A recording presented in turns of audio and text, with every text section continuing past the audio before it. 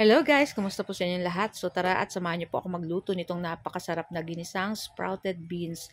Siyempre guys, sinamahan natin yan ng iba pang mga gulay para mas yummy at healthy yung ating ulam today. So naglagay ako dyan ng repolyo, carrots, saka bagu beans at lalagyan natin yan ng bell pepper para pampasarap at pampabango, syempre.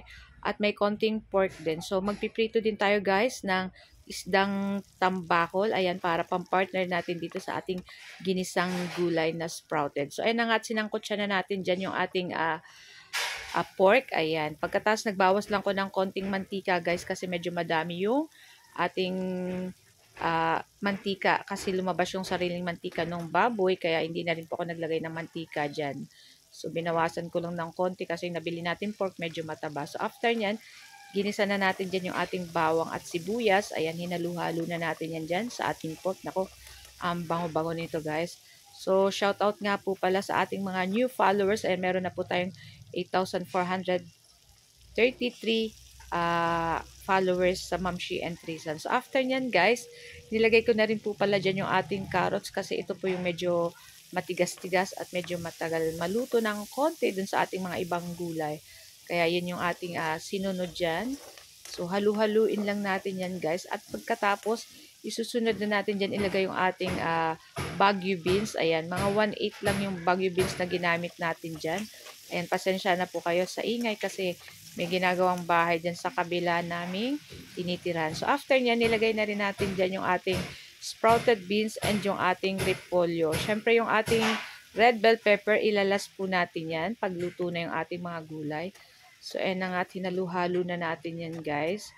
Pagkatapos, guys, maglalagay na tayo dyan ng soy sauce, mga 2 kutsarang toyo at 1 kutsarang oyster sauce.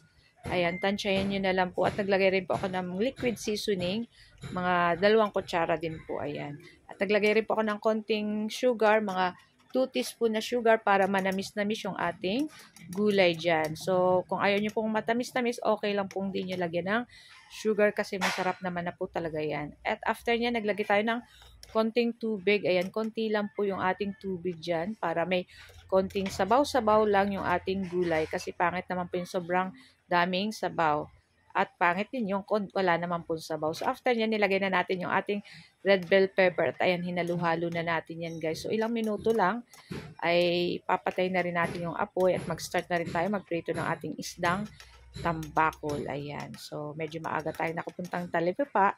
Kaya ito yung naisip nating lutuin kasi medyo matagal na rin po yung last time namin kumain itong sprouted beans. So, ayan. At luto na yan, guys. Ayan. Lipat na natin yan sa ating plate. At ayan na nga, at nagpainit na tayo ng mantika at magprito na tayo nitong ating tambakol. Ayan. So, yung ating sobra kanina dun sa gulay na ginisahan, yung taba ng baboy, ayan, kinuha ko at pinandagdag ko dito sa pinamprito natin na isda para hindi naman po masayang yung ating oil. Ayan. At isda lang naman po ipiprito natin. So, ayan na nga, at nag-brown-brown na yung ating isdang tambakol. Ayan. Napakasarap nitong partner sa kahit na ano pong gulay.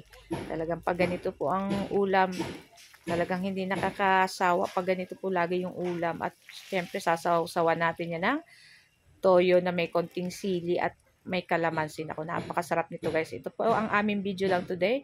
At sana'y nag-enjoy po kayo. Ayan, sa mga hindi pa po naka-follow ng aming page, pa-follow na lang po para lagi po kayong updated sa aming mga video. So guys, thank you for watching. Happy lunchtime everyone. Ciao!